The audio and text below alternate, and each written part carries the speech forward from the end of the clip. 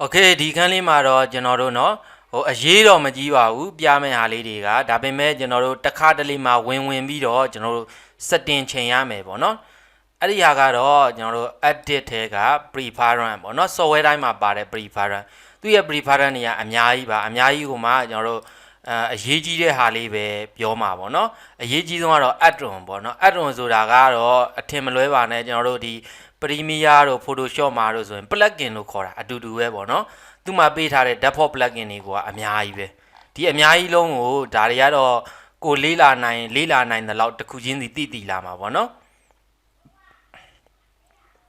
အဲ့တော့ပထမဦးဆုံး interface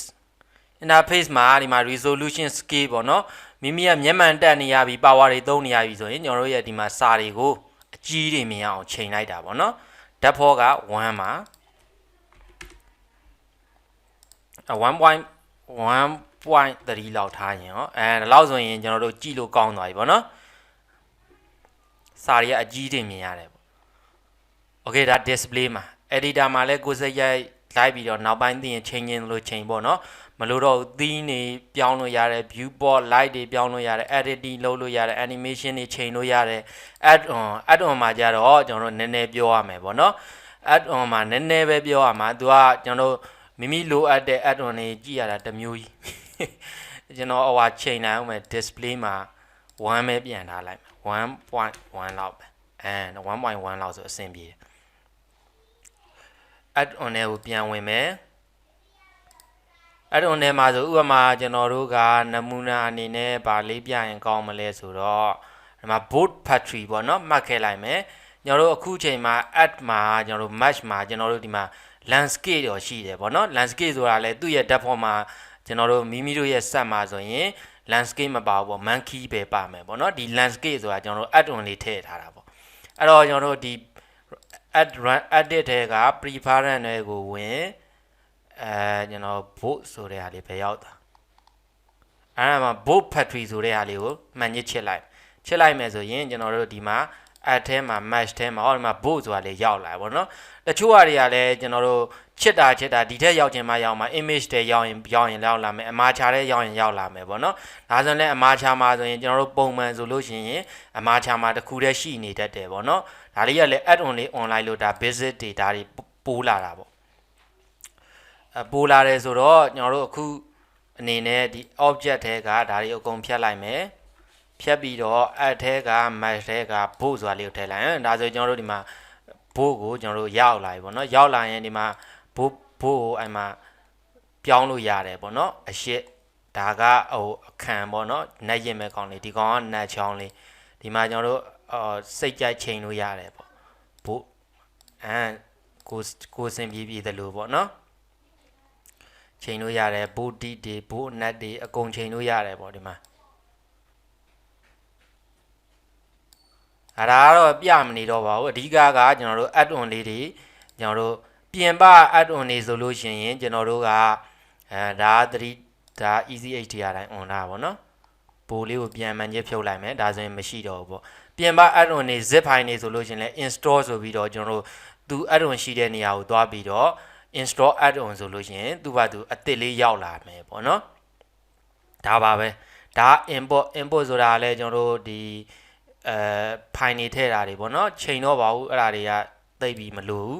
ရှုပ်ကုန်မယ် navigation ဆိုတာတော့ကျွန်တော်တို့မှာလှည့်ကြည့်တာတွေဘာတွေကိုချိန်တာပေါ့နော် keyman မှာဆိုလို့ရှိရင်လည်းဒီမှာကျွန်တော်တို့ like space bar action မှာတူးထားတယ်ပေါ့နော်တချို့က space bar action မှာ play ထားတယ်ပေါ့ play ထားရင်ကျွန်တော်တို့ဒီမှာတောက်လိုက်တာနဲ့ play နေလိုက်ရင် play ဖြစ်တယ်ပေါ့ဒီမှာတူးရွေးထားရင် space bar နောက်တောက်တာနဲ့တူးလေးဖြစ်တယ်ပေါ့နော်ဒါပါပဲဒီဟာလေးကတော့နည်းနည်းအရေးကြီးတယ်ပေါ့ကိုက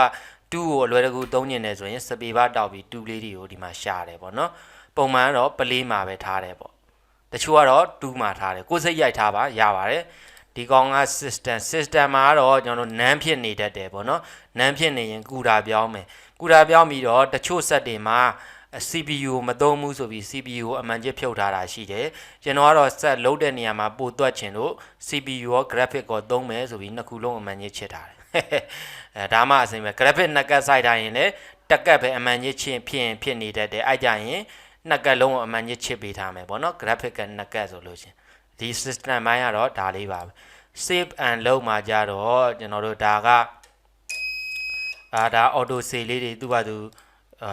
timer minute 2 minute မှာသူက auto save လေးတွေလုပ်ပေးတယ်ပေါ့နော်ဒါလေးတွေကတော့ချိန်စရာမလိုပါဘူးသူ default အတိုင်းပဲထားလိုက်မယ်ပြီးရင် fine back ပေါ့နော်fine back မှာကဒီကဖောင်းဆိုတာ ਨੇ ကျွန်တော်က C window ဖောင်းနဲ့ဝင်သွားတာအဆင်ပြေပါတယ်ကျွန်တော်တခြားနေရာကိုကဖောင်းကိုဒီ blender အတွက်ဖောင်းကိုတက်ကျွန်တော်တို့ folder လုပ်ပေးထားနိုင်တယ်ဆိုရင်တော့အဲ့ဒီနေရာလေးညွှန်ပေးလိုက်ပေါ့နော်ဒီကနေပြီးတော့ကိုထားမဲ့နေC window ဖောင်းမယ်ကောင်းပါတယ်သူ default ပဲပြီးရင် image editor လေးတစ်ချက်ပြောစရာရှိတယ် image editor မှာကျွန်တော်တို့ဘာမှမရှိဘူးပေါ့နော်ဘာမှမရှိဘူးဆိုလို့ရှိရင်ကျွန်တော်တို့ image editor ကတချို့နေရာတွေမှာတစ်ခါတလေအသုံးဝင်တယ်ပေါ့နော်ဒီမှာသူကဒီ view လေးကိုခွဲပြီးတော့ကျွန်တော် image editor ကိုရေးလိုက်ဒီမှာပုံလေးထားမယ့်နေရာပေါ်လာပြီပေါ့နော် open နှိပ်လိုက်မယ်ပြီးရင် and နဲ့က blender training ကျွန်တော် composite မှာကျွန်တော်တို့ပုံလေးတစ်ပုံရှိရပါတော့ဒီပုံလေးကိုကျွန်တော်တို့ကဥပမာဒီပေါ့နော်ပြင်ញင်တယ်ပေါ့ဒီပုံလေးကိုကျွန်တော်တို့ဓာတ်ရိုက်ပြင်ញင်တယ်ဆိုရင် image ကျွန်တော်တို့ edit exactly ဆိုရင်ကျွန်တော်တို့ဒီမှာဘာမှမရှိတဲ့အတွက် software ရွေးပြီးမထားတဲ့အတွက်သူက image ထဲမှာ edit exactly မှာဘာမှမပေါ်ဘူးပေါ့နော်ဒါလို့ကိုက Photoshop လေးမှာပဲဒီပေါ့ Photoshop လေးနဲ့တန်းပြီးဓာတ်ရိုက်ချိတ်ချင်တယ်ဆိုဒီမှာထားပြီးတော့ C ထဲကိုဝင် program file Adobe Photoshop CF file ရှိတယ်ပေါ့နော် Adobe Photoshop CF file EXE ကိုရွေးပေးရမယ်ပေါ့ Photoshop CF file ပဲရောက်တာ list view နဲ့ကြည့်လိုက် list view နဲ့ကြည့်မှာကျွန်တော်တို့ Adobe Photoshop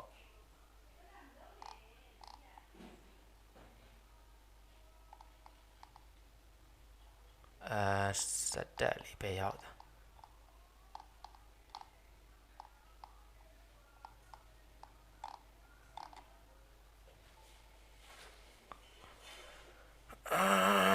ရှာတယ်မတွေ့ဘူး.exe ကမတွေ့ဘူး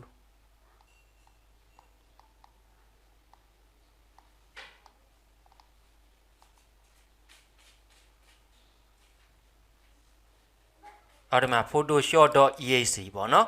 photoshop.exe လေးကိုရွေးပေးထားလိုက်ဒါဆိုရင်ကျွန်တော်တို့ဒီမှာ image မှာ edit exactly ဆိုရင် photoshop ကြီးပွင့်လာလိမ့်မယ်ပေါ့နော်photoshop ပွင့်လာ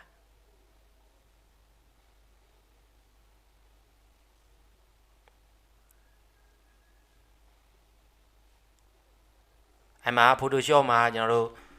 control M လေးနဲ့control B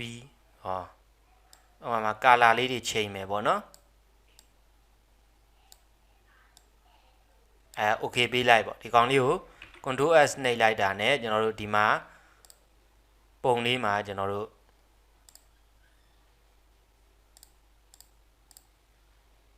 image reload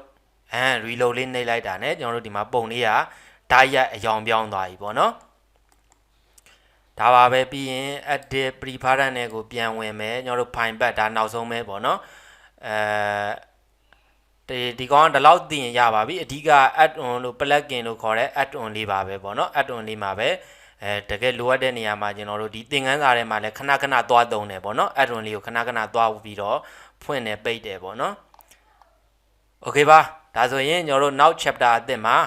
object mode လေးတွေကိုလေ့လာမယ်တကယ်လိုရမယ်သင်ခန်းစာဆိုတကယ်တန်းလို့ပေါ့နော်ဒါပါပဲ okay ပါ